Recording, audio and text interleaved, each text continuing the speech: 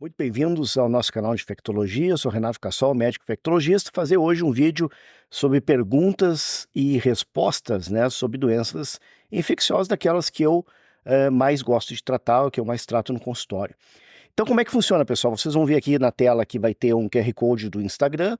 Eu deixo uma caixinha de perguntas lá no Instagram. Você faz a pergunta, eu salvo a pergunta, obviamente vai ser anônima, e eu tento responder as perguntas mais interessantes, pelo menos que apareceram nos últimos tempos, tá certo? Então, hoje nós vamos falar sobre bastante coisa. Nós vamos falar sobre HIV, HTLV, falar um pouquinho sobre sífilis, sobre os zoster e sobre a vacina do zoster, tá? Então, a primeira pergunta interessante aqui, deixa eu abrir meu celular para ver, é a seguinte: fiz testes de quarta geração por 2 anos seguidos, não reagente. A infecto passou carga viral, pode mudar o resultado? Então, essa participante aqui, então, ela fez o teste, provavelmente é para o HIV, né, de quarta geração, dos últimos 2 anos, e acontece que o infectologista agora pediu também uma carga viral, e ela pergunta se pode dar alterado, e a resposta é sim, mas isso é muito, muito, muito raro de acontecer, porque existem alguns subgrupos de pacientes que são imunosilenciosos, eles não produzem anticorpos contra o vírus do HIV, tá certo? E o imunosilencioso, ele nunca, ou geralmente nunca controlador de elite. Seriam 2 condições extremamente raras de acontecer que estariam juntas. Então, o fluxograma diagnóstico para o vírus do HIV é testes de quarta geração, que provavelmente, se essa paciente fosse infectada, eu acredito que não seja, ele começaria a dar indeterminado, porque ele não pega só os anticorpos, ele pega o P24, que é um antígeno, um pedaço do vírus do HIV, positiva o P24 e dá o resultado ali provavelmente como indeterminado, tá certo?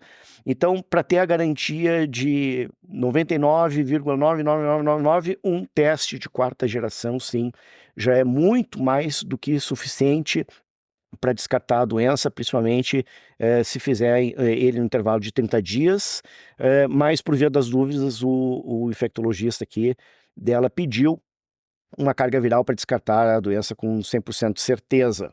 O fluxograma mais interessante de diagnóstico do vírus do HIV, ele é um fluxograma escalonado da seguinte maneira, baseado, para mim, em biologia molecular é o mais interessante. É o quê?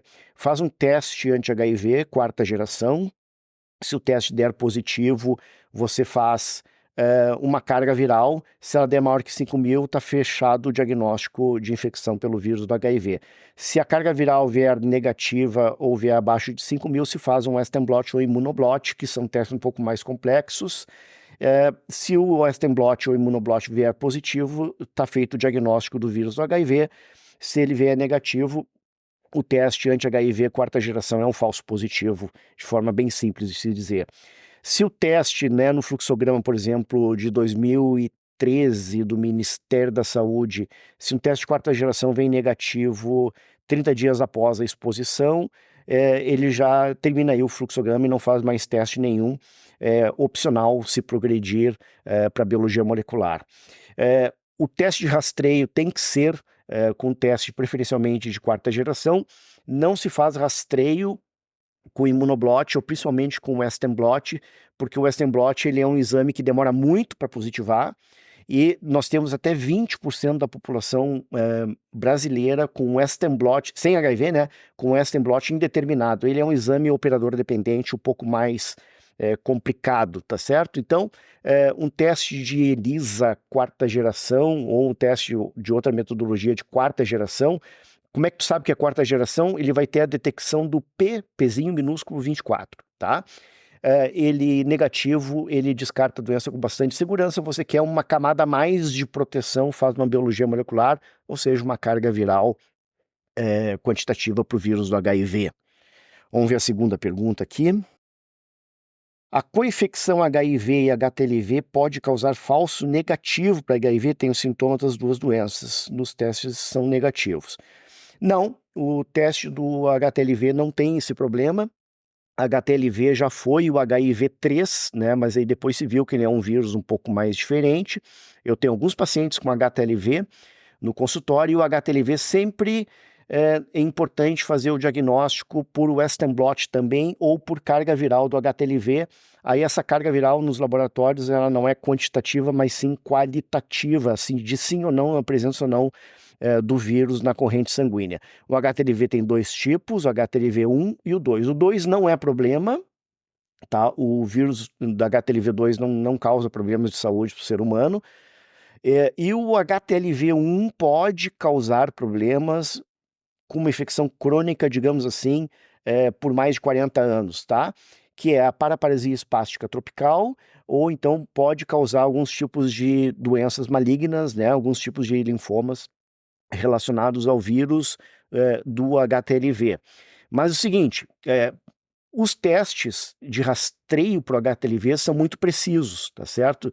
E eles até costumam dar falso positivo e não falso negativo. Tanto é que um teste de rastreio para o HTLV positivo, você tem que fazer o Western blot para o HTLV 1 e 2, ou carga viral, na verdade não é quantitativa, ela é qualitativa para HTLV 1 e 2, até porque é importante você diferenciar qual dos dois HTLV o paciente tem, tá certo? Sendo um o possível problemático, tá bom?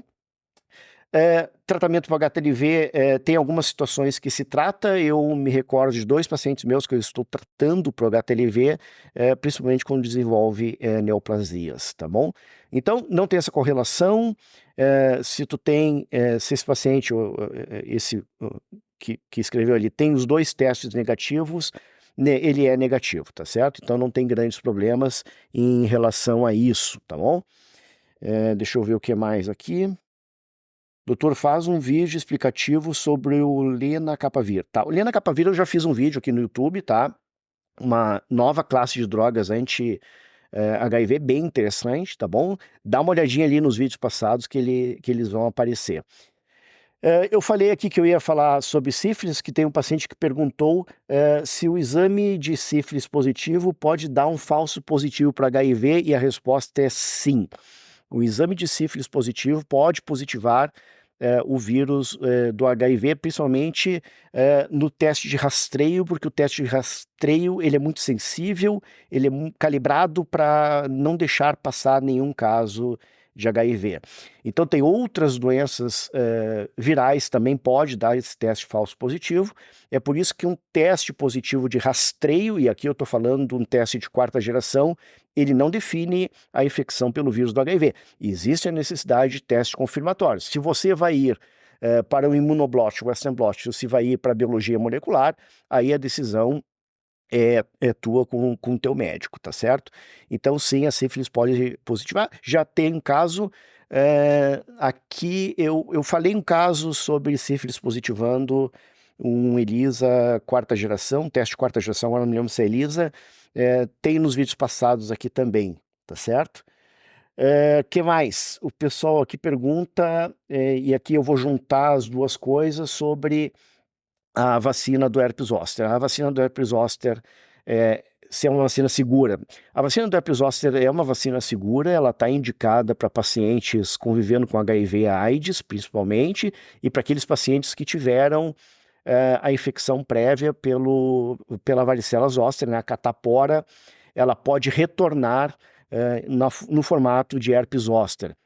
Então, o herpes zoster, então, o diagnóstico dele, ele é um diagnóstico clínico, basicamente, tá certo? Você olha a lesão é bastante típica. O pessoal tem vários nomes para essa lesão, uma delas é o cobreiro, tá certo? Ela costuma dar região facial, nervo facial, no trigêmeo, né? Costuma dar também em nervos do tórax com maior prevalência, e ela é uma doença que, durante a fase bolhosa dela, é uma doença que pode transmitir o vírus da varicela para quem é suscetível, para quem não tem a vacina da varicela, a vacina da catapora. São duas vacinas, a vacina da varicela, que se usa na infância, mas quem tem mais idade não vacinou e provavelmente teve a varicela, e a vacina do herpes zoster é outra situação diferente, tá certo? Na fase aguda, vale a pena tratar com algum antiviral, o herpes zoster, tá? Que é o herpes tipo 3. A droga de escolha, na minha opinião, para ambulatorial é o valaciclovir, tá certo? E o grande problema de ter um herpes zoster é justamente a dor residual ou desconforto residual que fica após a cura da doença infecciosa, que tem que ser manejada com remédios próprios para esse tipo de dor neuropática. Vocês entendam, o paciente lá na sua infância teve a catapora, né, teve a varicela, fez todas aquelas lesões de pele, como é bastante típico, tá certo? O vírus foi contido pelo corpo humano, vale a pena tratar quando tem também, com antiviral. E após, principalmente aos 50 anos, pode existir o retorno da varicela no formato de herpes zoster. É o mesmo vírus que volta, e ele volta justamente dentro de algum feixe nervoso do corpo, tá certo? Então ele atinge um dermato bem específico. Se o paciente for imunossupresso, mais de um dermato. Se for não imunossupresso, geralmente um dermátomo só, geralmente unilateral, tá certo? A grande pergunta é: vale a pena realizar a vacina para herpes zoster quem já teve herpes zoster? A recomendação do CDC americano é, a princípio, vacinar, apesar de que nós acreditamos que em pacientes não imunossupresso, a chance de tu ter 2 herpes zoster é muito pequena na sua vida. Então, se o paciente já teve um episódio de zoster, ele fica opcional, na minha opinião, fazer a vacina contra o herpes zoster. Se o paciente quer muito fazer a vacina, não tem problema nenhum fazer, espera 6 meses e faz a vacina contra o herpes zoster. Ela não tem contraindicação para quem já teve a doença, tá certo?